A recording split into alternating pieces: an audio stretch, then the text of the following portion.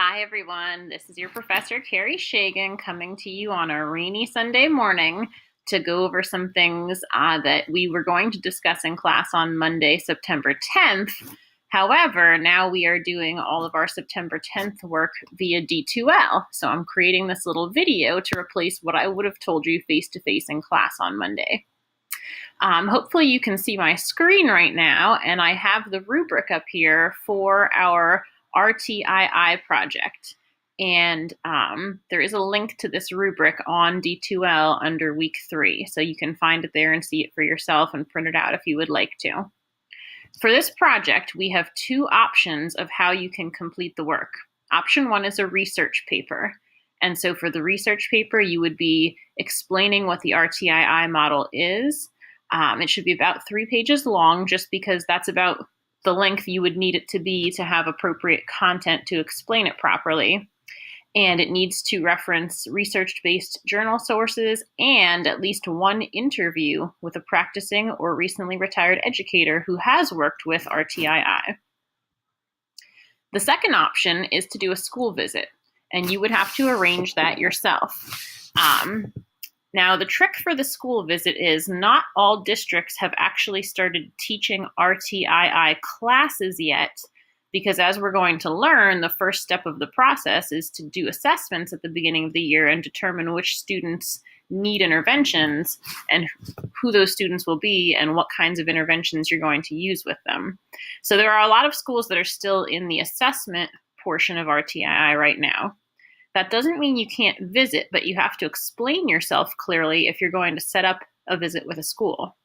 What you need to let them know is that you need to observe the RtII process in action. You can observe them doing assessments on students. You can observe a team meeting where they're talking about their data. You can observe a class that is actually implementing an RtII intervention. Any part of the process is okay to observe. So you might be observing a classroom teacher, you might be observing a reading specialist, you might be observing an instructional support team member. It could be anybody who's involved in the RtII process. And what you'll have to do is whatever you don't see firsthand during that visit, you'll need to have a little time with the person to ask questions afterwards. And you will see in the rubric what specific information you need to collect from them. So before we move on to the rubric piece of this document, I just wanted to go over these resources I have listed. Don't forget that you can check in with me during my office hours, especially when we're doing written work. I'm always glad to review it once and give you some feedback before you submit it for a grade. But you need to do that before the deadline if you'd like feedback on the written work from me. A really important resource is the OWL at Purdue APA website for correct APA formatting. A lot of people want to count on using a free online app or extension to create their bibliographies, and they are very often not correct. And since I don't give a lot of homework or extra assignments in this course, I do expect the assignments I give to be correct. So one of the issues we ran into in the past is that some of those free tools will actually put in the webmaster's name as the author instead of the author's name. And the author's name is easily identifiable on the page in these instances, but the tool picked the wrong information and the person who submitted the paper didn't check it for accuracy. They just assumed that the tool was working properly. So it's really important to check your APA work and not just trust some online app or tool to do it properly for you. And the OWL Purdue website is a really great resource. It will give you examples of how to set up all of your citations and how to do the in-text citations. There's links over here on the side for how to do the in-text citations. And it has the examples listed right in there. And then for the reference list at the end, each type of reference is listed out with examples of how to format those. So that's a really good resource to make use of. Okay, now on to the rubrics. If you choose the research paper, the first category is that APA format. So I'm going to be looking for the title page, the body, including those in-text citations, and the reference list to all be written correctly in APA format.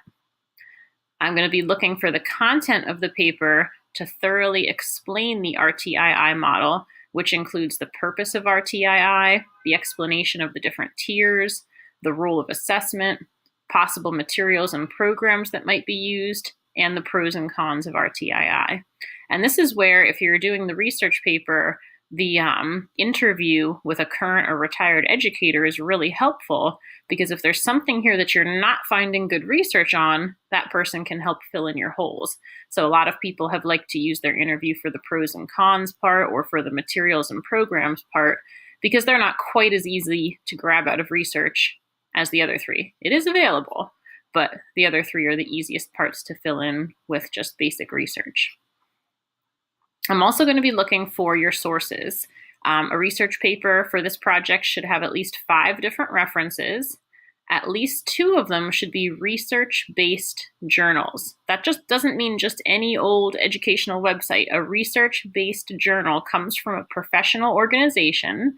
For example, the Reading Teacher comes from the International Literacy Association.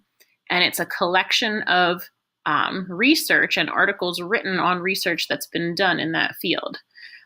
So that's what a research-based journal is. And if you're not sure, you can check in with me beforehand to confirm which sources that you have are or are not research-based journals. Also, one of those 5 sources should be an interview with a practicing or retired educator.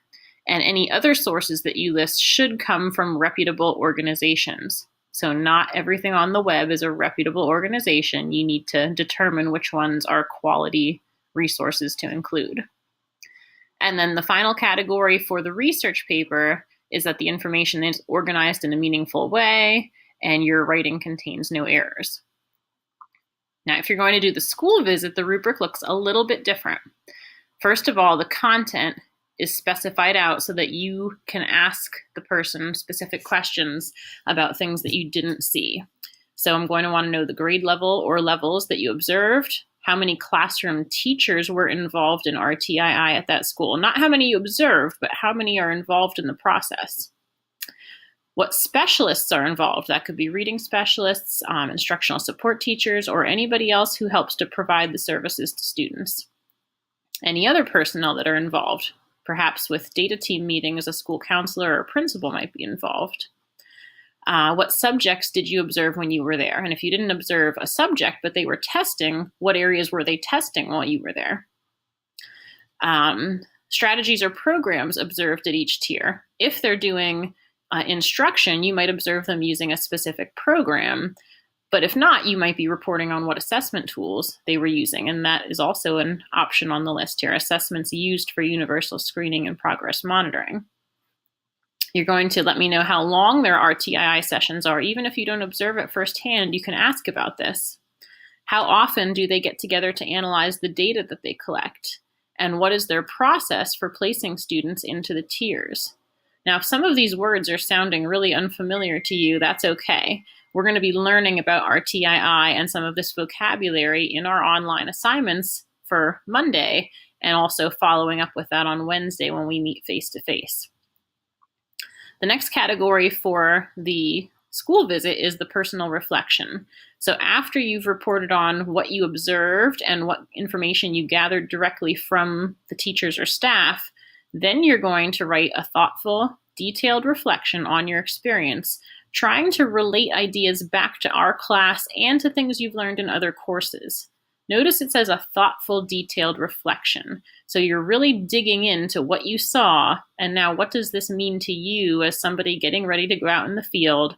What connections can you make to other things you've already learned? And then finally, the quality of written work, again, is that you're organizing the information in a meaningful way, and the writing contains no errors. So, if you have any questions about either of these options for the assignment, and remember, they're options. You're not completing both. You're picking one. You can feel free to email or call or text or use remind messaging, and I will be glad to answer those for you. So let's dig in then in the rest of our D2L assignments to what RtII really is.